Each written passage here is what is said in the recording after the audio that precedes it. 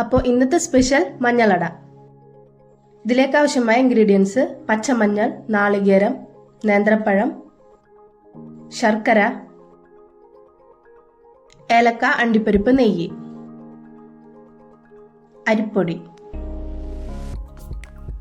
ഇനി ഒരു പാത്രം അടുപ്പത്ത് വെച്ചിട്ട് അതിലേക്ക് ആവശ്യമായ വെള്ളം ഒഴിച്ചു കൊടുക്കാം. ഇതിലേക്ക് മധുരത്തിന് ആവശ്യമായ ശർക്കര ഇട്ട് കൊടുക്കാം. ഇനി ഇത് ശർക്കര പാനിയാക്കി എടുക്കാം. ഇനി ഒരു പാൻ അടുപ്പത്ത് വെച്ചിട്ട് അതിലേക്ക് ഉരുക്കിയ ശർക്കര ഒഴിച്ചു കൊടുക്കാം.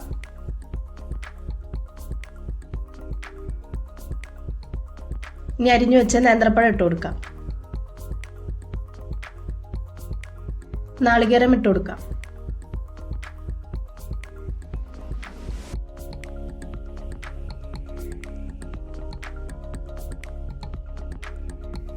ഇനി ഇതിലേക്ക് ഏലക്ക ചതച്ചത് ഇട്ട് കൊടുക്കാം. കുറച്ച് കാഷ്യൂനട്ട് ഇട്ട് കൊടുക്കാം.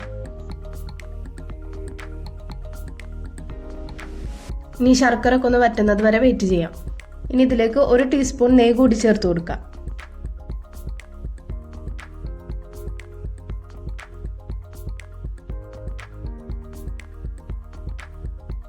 അതായത് ഇപ്പോൾ റെഡി ആയിട്ട് ഇതിനെ ഒരു പാത്രത്തിലേക്ക് മാറ്റി കൊടുക്കാം.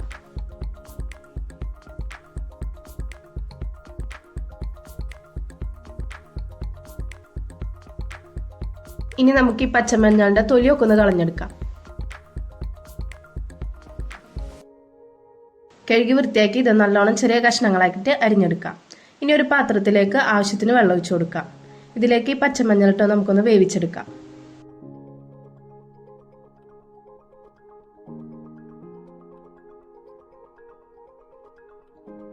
അതായത് ഇപ്പോൾ റെഡി ആയിട്ട് വന്നിട്ടുണ്ട്.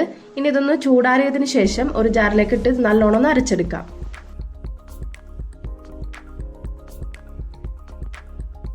ഇനി ഒരു പാത്രം അടുപ്പത്ത് വെച്ച് അതിലേക്ക് ആവശ്യമായ വെള്ളം ഒഴിച്ചു കൊടുക്കാം.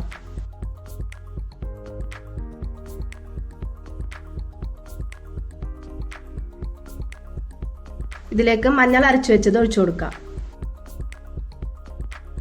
ആവശ്യത്തിന് ഉപ്പ് ചേർത്ത് കൊടുക്കാം.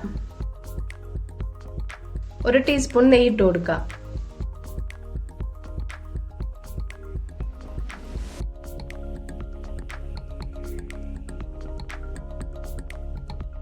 ഇനി ഇത് തിളച്ചതിന് ശേഷം ഇതിലേക്ക് 400 ഗ്രാം അരിപ്പൊടി ഇട്ട് കൊടുക്കാം.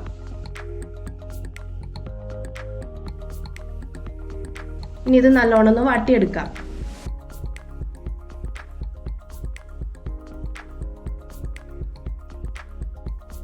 ഇനി ഇതൊരു പാത്രത്തിലേക്ക് മാറ്റാം.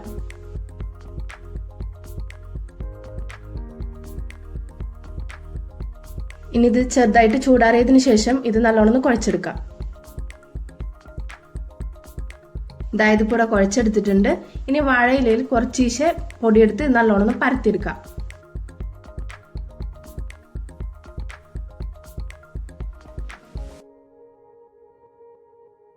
ഇനി ഇതിലേക്ക് ഫില്ലിംഗ് വെച്ചു കൊടുക്കാം.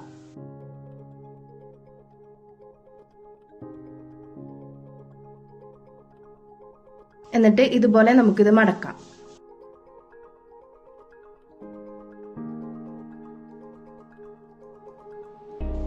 ഇനി ഒരു ഇഡ്ഡലി പാത്രത്തിൽ ഇത് ഒരു 20 മിനിറ്റ് സ്റ്റീം ചെയ്തെടുക്കാം.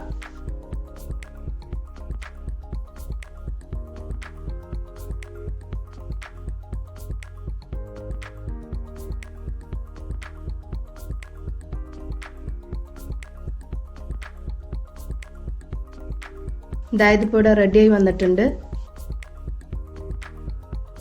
ഇനി സെർവ് ചെയ്യാം.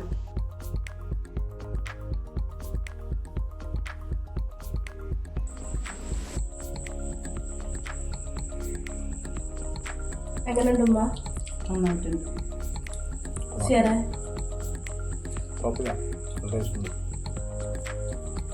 കർക്കിടത്തിൽ നല്ലതന്നെ കഴിക്കുന്നത്. അപ്പോൾ എന്തായാലും എല്ലാവരും ഇത് ട്രൈ ചെയ്ത് നോക്കാം. അപ്പോൾ മറ്റൊരു വീഡിയോ ആയിട്ട് വരുന്നത് വരെ ബൈ.